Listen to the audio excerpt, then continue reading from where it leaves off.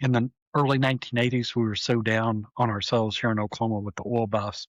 And then everybody was saying our state's not old enough to have any history or there's nothing worth saving. And part of it was educating people, just getting them to explore their communities and understand their communities did have something that was important for architecture, for history, and getting them out to walk and talk and to look at their communities. And so I just saw where community pride changed. It brought people together. As I approach historic landmark status at age 68, a lot of the people who came into this early stage of this field were reaching this age. We're either dying or we're retiring. But right now, we just need that youthful leadership to step up. And whether you have an architecture background, a preservation background, or maybe even something else, we're really needing people to step into this profession and keep the work going. Welcome to the Community Center from Eryngo Urbanism, a show about bringing people together to appreciate and care for the places where we live our lives that were built by those who came before us. I'm Kyler. I'll be your host for today. I'm an architect and design communicator based out of Oklahoma City. Today, I'm joined by a very special guest who will be helping us to answer the question, what do we gain by preserving historic architecture? Ron Frantz, welcome to the show. Could you start us out by telling us a bit about who you are, what you do, and a bit of your background? Sure. Thanks, Kyler. This is exciting to do. My name is Ron Frantz. I am a licensed architect in the state of Oklahoma. I have a bachelor's degree in architecture and a master's degree in architecture, both from Tulane University in New Orleans, Louisiana. I studied architecture, but really wanted to focus on historic preservation. And so I'm now retired after working for 43 years. I retired. I had a variety of positions with a number of places, as you can imagine, over almost half a century. And so I've just been very fortunate to always be able to focus on historic preservation. That's awesome. So what are some of the earlier projects that you worked on that got you really excited about historic preservation? And what are some projects you've worked on throughout your career that you think are really exciting? Well, being in New Orleans, Louisiana, which is really known for their old buildings and historic districts, in school, we worked with a lot of community groups. It's now called community engagement projects or service learning projects. It's now a more formalized process of taking college students out into the community and working with groups. So part of that, I got to work with the Vieux Carré Commission. With Vieux Carré is also French Quarter Commission. We got to go translate some of the property deeds, do history researches on buildings. So it was in English, Spanish, and French, which was sort of challenging since I only speak English. We would work with the Faubourg Marigny neighborhood group, and that's just outside the French Quarter. They were an up-and-coming neighborhood, very successful neighborhood. Now, we worked with other local communities. I got to experience this nonprofit that dealt with neighborhoods in New Orleans, and it was just at the co-founding Preservation Resource Center of New Orleans is the name of it. And so a lot of this stuff was just starting, just in its infancy. So that's where I got sort of my interest in working with community groups, not so much working on specific projects and following through the restoration of the buildings, but working with community programs, which is sort of different because I wasn't wanting to do the actual work, the design for buildings and calling out, specing what type of things to do with the interiors, anything. I really want to work with community groups. So when I graduated, I came to work in Oklahoma City. Had a very short time job. That didn't work out. The oil bust hit and a lot of people got laid off, including me, 7 weeks after starting.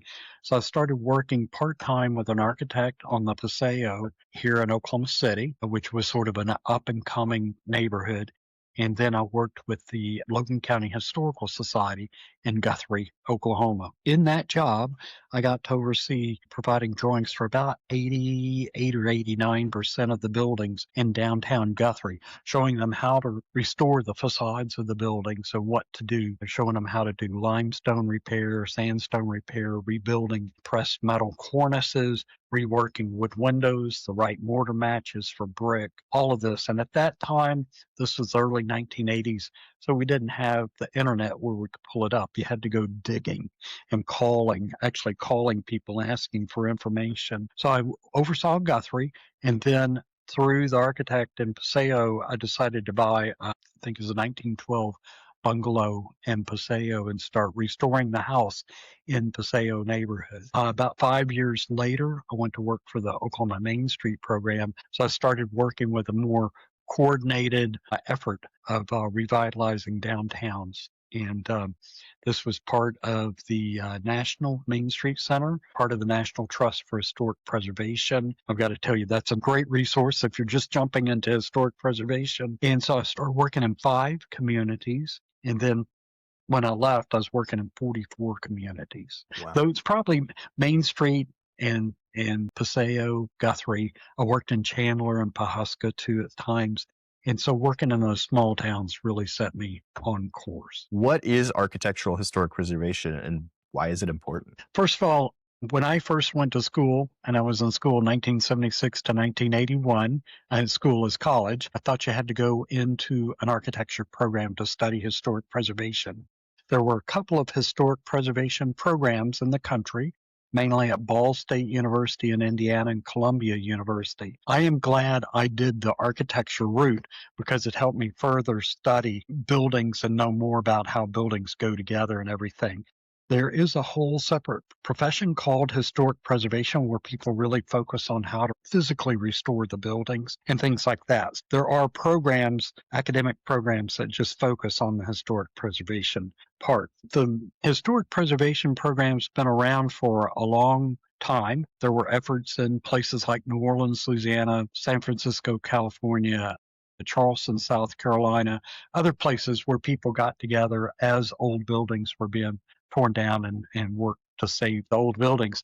It became an official sort of movement or profession or acknowledged undertaking, for better words, with the 1966 Historic Preservation Act that was passed, and people can look that up and learn what that is. And that really started a profession of where people started focusing on historic preservation. A lot of architects, licensed architects, do the historic preservation work. Some do new stuff and old stuff. Some are like I am, just focused right on historic preservation. It's interesting you bring up the community aspect early on. Yes. How would you say that preserving our historic architecture strengthens community? Oh, okay. At that time, and things evolve, but at that time, I think the Preservation Act was 1966, so this was new. I graduated from high school in 1976, which was the bicentennial year of our country, 200th anniversary of the country. And there was this whole movement of sort of reclaiming American landmarks and saving our architectural treasures and realizing that old houses had value and that downtowns are sort of the core of our communities. And so I was so much part of that. There were books written, Return to the City. It meant move back in to the city, and that the house next door to may be a drug house or it may be falling down, but you're still working on your house. It wasn't about moving to the next new neighborhood and everything's all squeaky clean and all your neighbors are exactly like you are. You may have a variety of neighbors in these neighborhoods. And then it was also about going back to the downtown, whereas everybody was developing new strip malls and shopping malls and all of that stuff. It was saying, let's go back downtown, and we don't have to have thousands of parking spaces. Let's create spaces and figure out the parking. So I really love the historic downtowns, love the historic neighborhoods. And so that whole return to the city, do that. What I saw is so many projects are dated from around 1976, where it brought the communities together. And from that, because I start working in 1981 in Guthrie and then start working in Chandler and Pahuska, and I start talking to other people, and then Main Street comes, it was a great way to bring communities together. And I mean, I got to work with all types of people. I had worked with Democrats and Republicans. People joke, oh, that's how you Methodists are. Oh, you Presbyterians are always doing this or something. And so you had this variety of people. A lot of the people who were mentors for me were in probably their 40s or 50s when I was 23. But the younger people in the communities came on because they could see they could contribute to the community. So it was a great way to bring people together. And I think that's the best thing is that in the early 1980s, we were so down on ourselves here in Oklahoma with the oil bust. And then we were still living that dumb Okie image. And then everybody's saying our state's not old enough to have any history or there's nothing worth saving.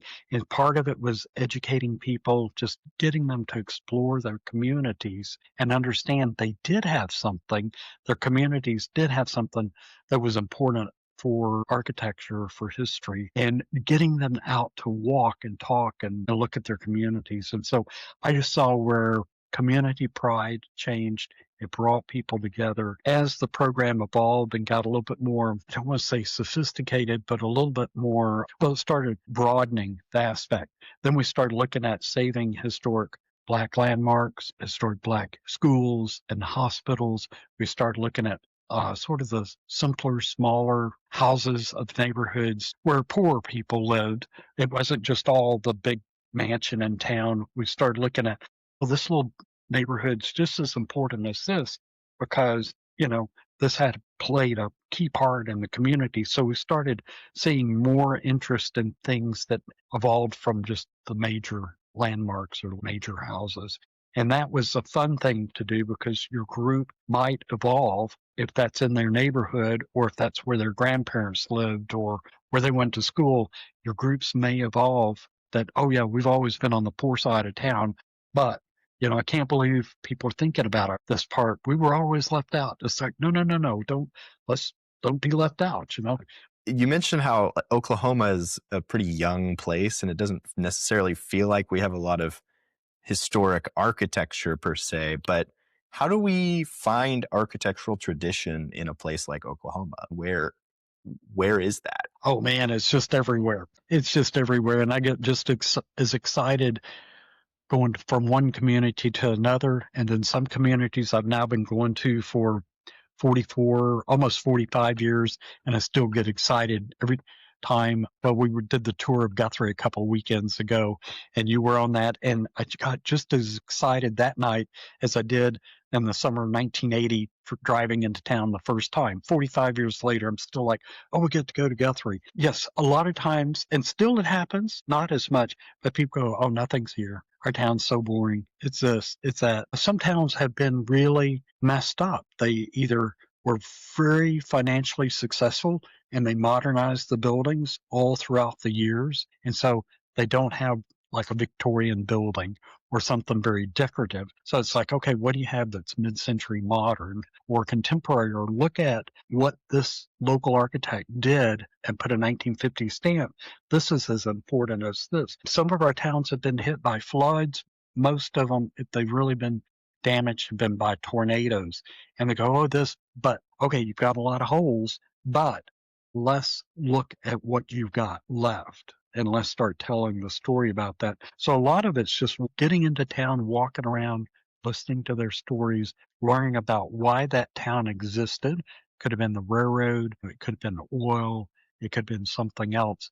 And listening to why that town's there and then just looking at the buildings, looking at the craftsmanship, the architectural details, things like that, and saying, here's what you've got. You mentioned the Historic Preservation Act. Uh-huh. What other sort of legal processes are in place that have an impact on how historic preservation is implemented and undertaken? Okay. There's even a field of historic preservation law where you go in and work from the legal part of that to help save a building, or if you're wanting to tear it down, but most people are working to save the buildings. I would say that there's several things you can do. You can get your building listed on the National Register of Historic Districts, and that's a process where you document the building and it gets submitted to the local state historic preservation office and it's forwarded to the keeper of the register in Washington, D.C. And it's a very good, thorough, methodical process of getting your building documented and listed. There are also ways that local communities can have a historic district for neighborhoods or historic commercial districts or downtown. They can set up historic district review committees so that you just can't change your building. You can have to go through a process of what you're doing and getting it approved. They're also statewide districts. And then finally, you can set things up with tax credits that bring an extra sort of review process to make sure what you're doing for your building, you can get tax credits for your building. It's a really sort of complicated. Everything in the world of historic preservation has like 10, 12 syllable words linked together. I have to look these up all the time. I would say the one fabulous one-stop shop for getting all the terminology and finding out all kinds of things, or you just go to the Oklahoma State Historic Preservation Office, which is part of the Oklahoma Historical Society, and they have an incredible website with all kinds of questions about what do I do with a historic building? What are the Secretary of Interior standards for rehabilitating buildings? What are tax credits? What are historic districts? Things like that. And you can begin reading about that. So the next piece of that is like, how do you determine which buildings are worth saving and preserving and which ones maybe aren't? Okay, well, that's easy. I want to save each and every building. Okay. I mean, I'll admit that I'm like a tree hugger of buildings. I don't want to see anything disappear because it's what they call embodied energy. There's already brick and lumber and stuff in that building. And so can we really afford to tear that down and then put it back in place? Now, that is like way off on one side of the scale. Okay. And I'll admit that I'm that way.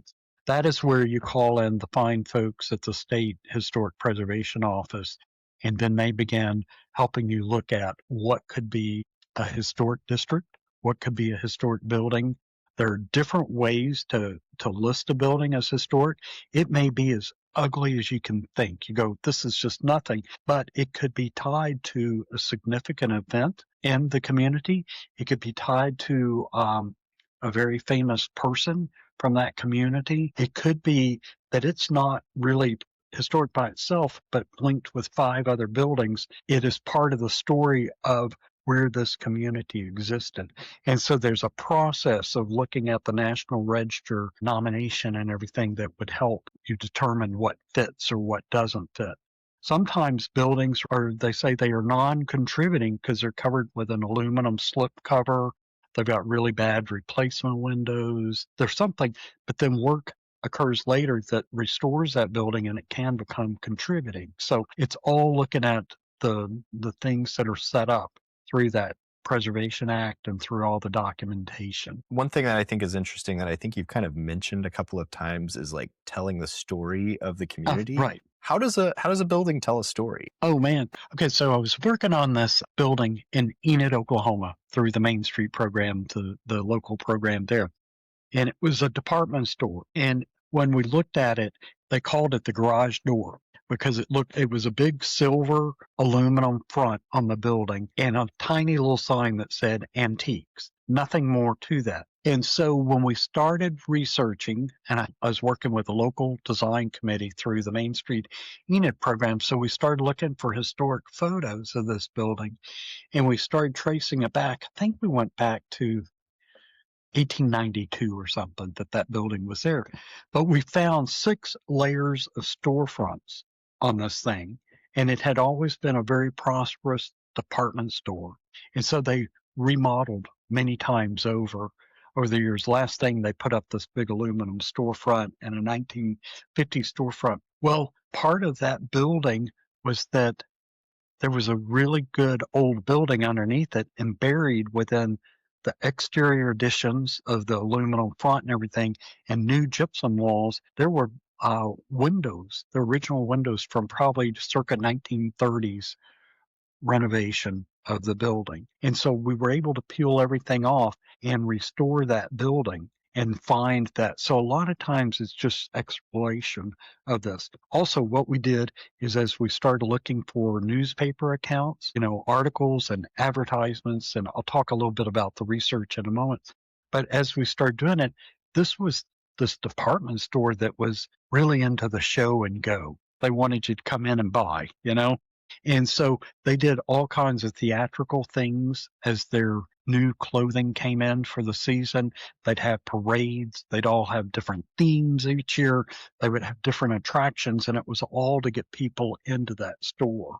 And so as we started doing that and hearing people talk about, oh yeah, I went and bought my Easter dress there every year, or I remember going and getting my high school dance suit there, or this is where we got our first TV or something. We started putting those stories together and went, okay, it doesn't look like anything right now, but the depth of this thing is just absolutely fabulous. I think it's fascinating to sort of be able to read a building and see, like what has happened there in the past. And I think really successful preservation work can really show people that. Right. It's really great. And there are two things. One, the pre-digital age, you just had to dig and dig and dig. And so you always have somebody in a community that has a box of old photos. And it's like, I'll spend hours going through those. Or somebody who's been watching the downtown or the neighborhood forever. And then there would be the local historical society.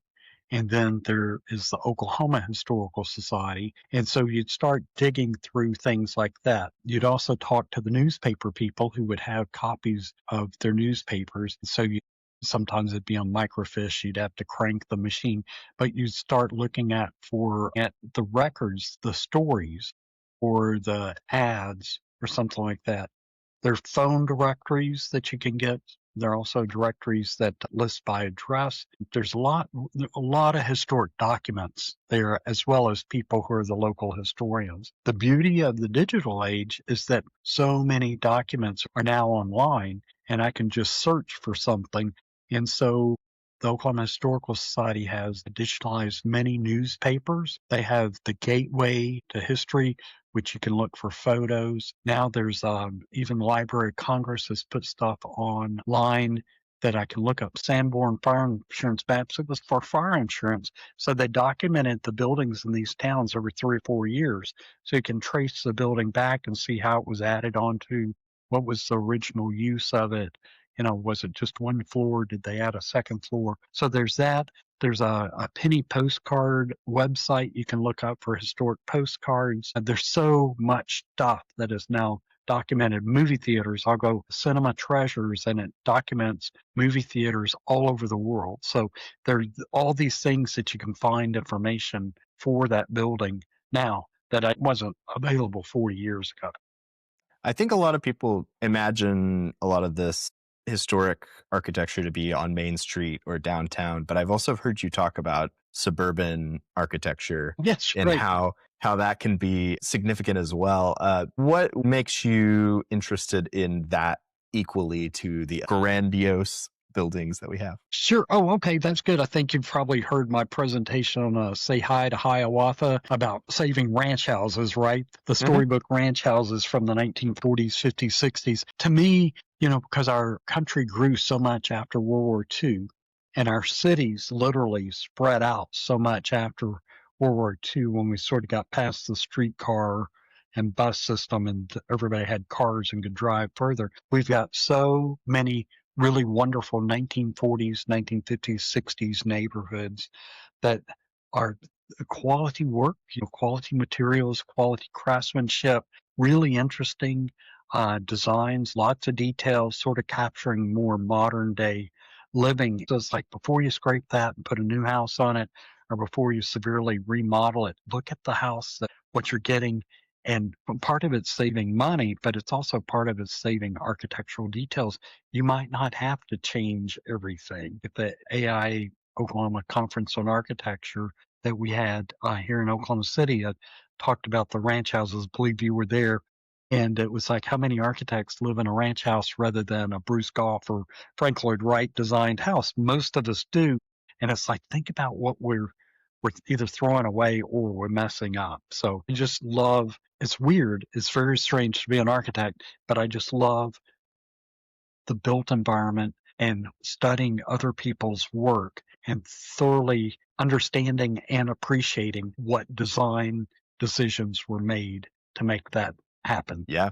Yes. Another thing I'm curious to hear your thoughts on is I've heard from developers that when they're trying to build something new in a neighborhood that's designated for historic preservation, Uh-huh. that process can be really challenging sometimes. Yes.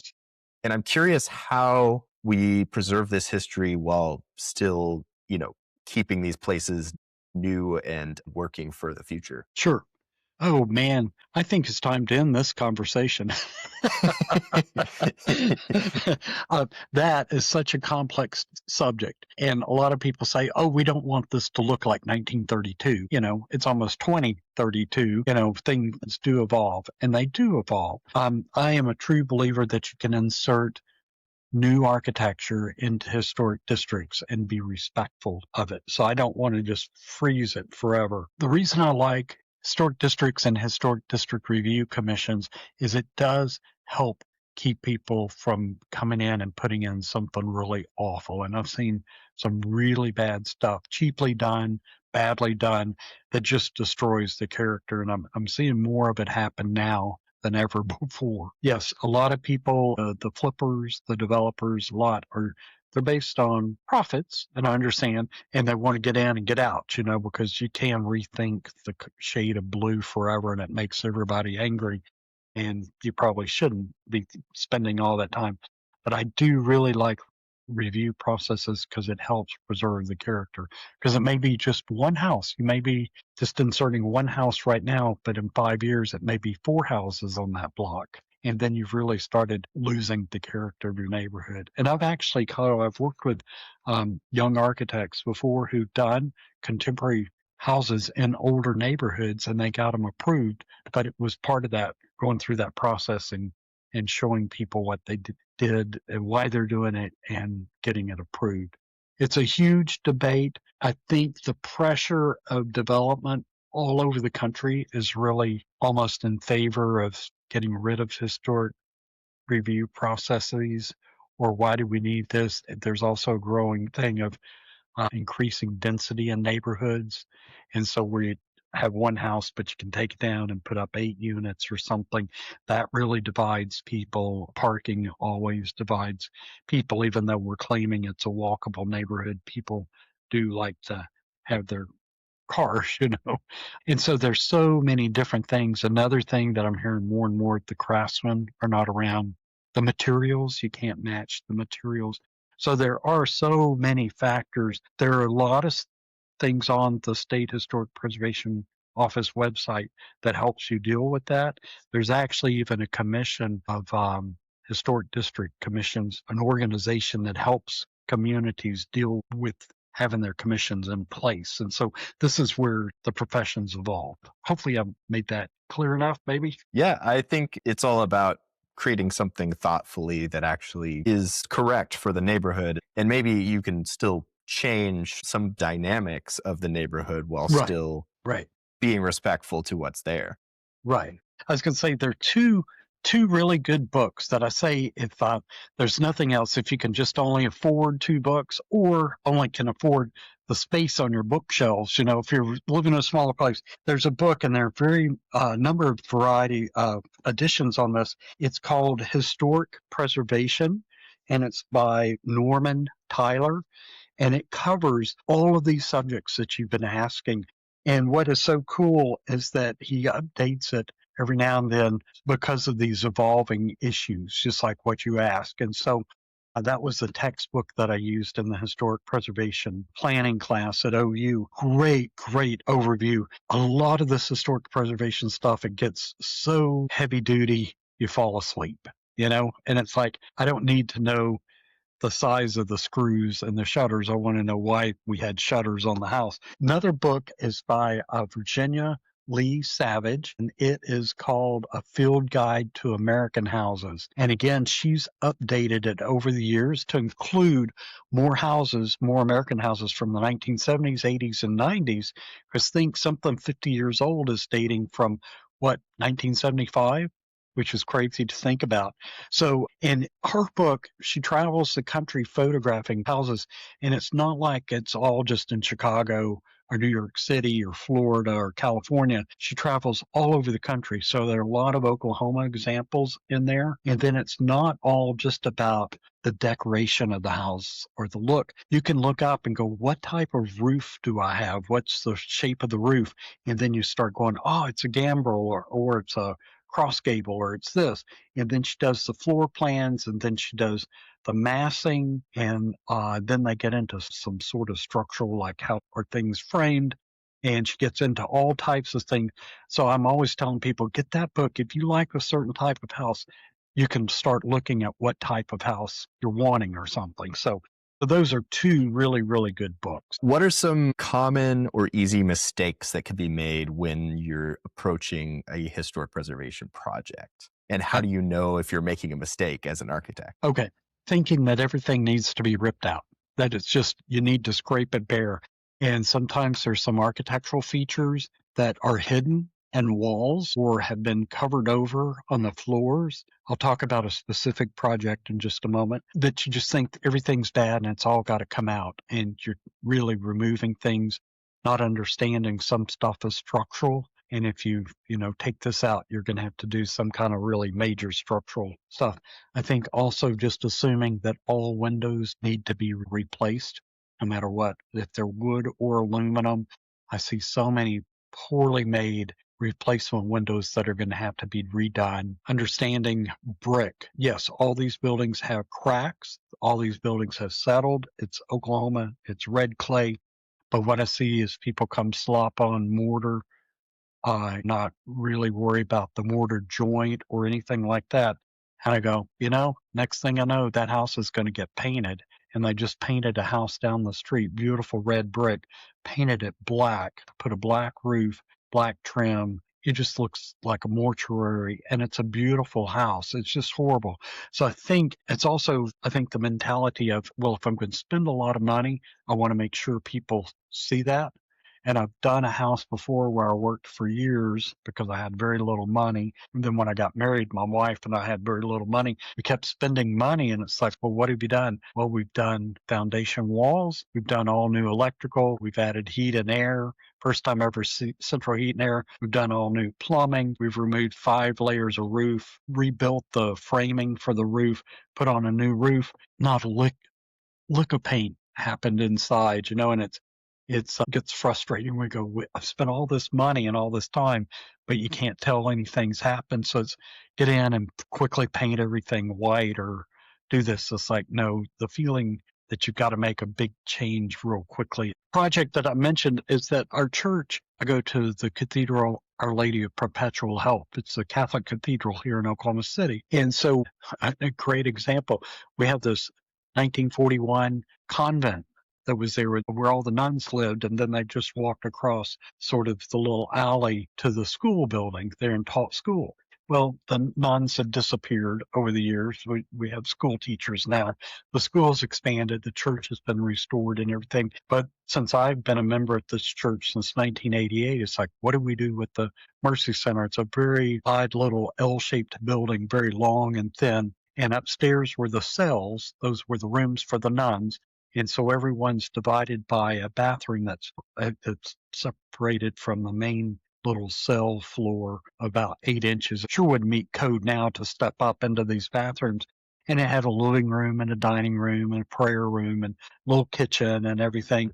Well, it's just been falling apart. Maintenance has been done, but it's got a lot of fire code violations. We tried to remedy this. Well, the popular thought at first was, let's scrape it. It's on a plot of land, real tight on land, and let's do something new. And as people started talking, it's like the memories. I remember going in here once it was no longer a convent for board meetings, for Sunday school, for youth activities, for Boy Scouts. I remember the Christmas tree lot. And popular consent was, let's save the building. So we're working with an architect who's done a great addition that will address all the major code issues, the stairs, the elevator, getting a second set of stairs, but it will save the main architectural elements like a big fireplace, some of the certain rooms that are there, some architectural features. And so we're doing that, but we had to go through that process of let's do it quick, take it down, and then let's see what we can save. One of the features is that because I'm a nerd and I watch all the architecture stuff, I remember going into it one time and they put new carpet down in the dining room of this place. And I went, oh my gosh, oh no, remember this. Well, thankfully it's carpet squares that they glued down. Well, I'm showing last Sunday, I had a group of 14 people. I'm showing them the elements that will stay and then what will be changed. And I'm going, and hopefully we can save the dining room floor. And it's a beautiful mosaic tile floor underneath that. So I'm pulling carpet squares back and showing them and describing the 3 or 4 colors of the floor there and saying, hopefully we can get this back. That's where it would be easy to come in, just rip that out and roll out new carpet or do luxury vinyl. What do they call it? Luxury vinyl flooring, the wood planks or something. Do that real fast. But it's like, no, let's see if we can save that mosaic tile. That's a great example I'm working on now, just as a building and grounds committee member. Yeah, that's really cool. The other thing that I was curious to ask you about is the cost of, say you own an old building and you're thinking about preserving it, or you're thinking about maybe tearing it down and building something new. How does that usually compare cost-wise? And like, is preservation actually more expensive, or is it the other way around? And how do you know? When I started, the buildings used to be much less expensive to buy, and then the work used to be much less expensive. Now it is probably a little bit more expensive to do historic preservation work than it is new construction. However, what I would say is one, you're working with better materials, you're working with craftsmanship, and a lot of things, when money gets tight, you start rethinking things and probably start eliminating things that should not have been considered previously. Like, oh, we need to take all the walls out. And it's like, well, maybe the plaster's good here and the wood trim's good, and we don't have to take it down to the studs or something like that. It's evolved over time, but I still, and there have been studies on this, and on the website for the State Historic Preservation Office, there's economic impact of historic preservation that we had a group do. They do show that more money stays in the community when it's historic preservation work. It generates more jobs. There are more people employed. There's some real economic factors of that. I'm sort of a little bit wishy-washy on a lot of these things just because it's constantly evolving. You know, with each year we move along. 50 years ago, in a couple of weeks will be different from 50 years ago today, you know, we 1976. So a lot of these things, they're evolving, or what they're doing, merging. And so I don't want to say this like I know the absolutely answer. It's like I always have to go research this stuff no matter what, just to make sure I'm getting the most up-to-date information. Yeah, absolutely. What would you say to somebody who's interested in either learning about historic preservation in their community, or somebody who's interested in maybe pursuing a career in historic preservation? One, I'll do the career. There's an organization. This did not exist that I know of when I was going to college, and I didn't know about it at all. But it's, some people call it NCPEA. It's NCPEA, and it's the National Council of Preservation Educators. And it is an organization that promotes all of the undergraduate and graduate programs for historic preservation. It lists all the colleges and universities and programs and talks about what they focus on and everything. So you can look at that as an undergraduate degree, or like you have a bachelor's in architecture. Is that correct? Yes. And so if you thought about doing a master's program, you could see what schools have the master's program. There are PhD programs too, I believe. But there's that, and it provides one chart showing what the different schools offer. There were about 38, 39 programs in the country. So there's that. If you're just sort of a novice and you're just wanting to join something, there's the National Trust for Historic Preservation, chartered by Congress, and it's a national nonprofit organization. They do newsletters, they do updates, they're doing all kinds of fun things. And this is where this organization, we always thought it was East Coast landmark, wealthy, you know, villas, you know, and all of this, the estates and everything like that, or the major urban landmarks. This group is doing all kinds of things, exploring things, and what they're wanting to do is tell that whole American story. It's just amazing. They're doing historic African American or Black neighborhoods. They're promoting Save America's Chinatowns, because so many of those are getting priced out of the cities. The development pressure. They're doing LGBTQ districts. They're doing Route 66, which is really big on this. They're doing historic diners and small local restaurants. They're doing dive bars because dive bars are disappearing. There's just about anything that you want, this group is addressing, and it's so fun to see how this has evolved. Locally, if you're in Oklahoma, there are workshops and sort of webinars that the Oklahoma State Historic Preservation Office provides. Most of those are free of charge. It's all about education. There's a nonprofit organization based in Oklahoma City called Preservation Oklahoma Incorporated. It is a great group advocating for historic buildings all over the state. There are two great architecture groups. One's in Tulsa called the Tulsa Foundation for Architecture. They do a lot of activities and walking tours and events that promote all things in Tulsa and the surrounding area. Fabulous, fabulous organization. And then there's also the Oklahoma City Foundation for Architecture, which is similar to the Tulsa group.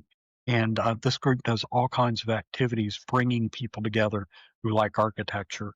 And it ranges anywhere from looking at mid-century modern architecture to doing the walking tour of Guthrie to looking at new construction, having architects take them through just so that people are aware of the architecture. On the other hand, this is the fun thing about this, is there's about any type of little group that you want to know about. If you're into bungalow houses, they're bungalow groups.